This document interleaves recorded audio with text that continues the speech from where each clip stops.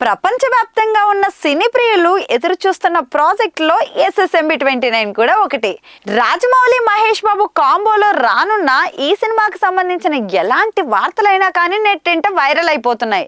మరి తాజాగా ఈ భారీ ప్రాజెక్టులో ఒక పాత్రను స్టార్ హీరోయిన్ విక్రమ్ అయితే రిజెక్ట్ చేసినట్లు బాక్స్ ఆఫీస్ వద్ద టాక్ వినిపిస్తుంది.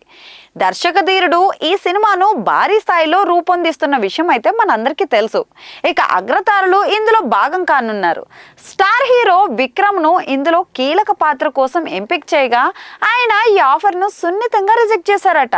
అది విలన్ పాత్ర కావడంతో ఆయన ఈ ప్రాజెక్ట్ కు నో చెప్పారని సమాచారం. ఇక దీనిపై చర్చలు జరిగాయని, ఈ దశలో విక్రమ్ విలన్ రోల్ చేయకూడదని నిర్ణయించుకోవడంతో ఈ అవకాశాన్ని రిజెక్ట్ చేశారని టాక్.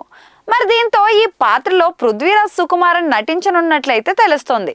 సలార్లో నెగిటివ్ షేడ్స్ ఉన్న పాత్రలో సుకుమారన్ అదరగొట్టిన విషయం అయితే మనందరికీ తెలుసు. ఇప్పుడు మహేష్ బాబుకు విలన్ గా ఈ హీరో నటించే అవకాశాలు అయితే కనిపిస్తున్నాయి.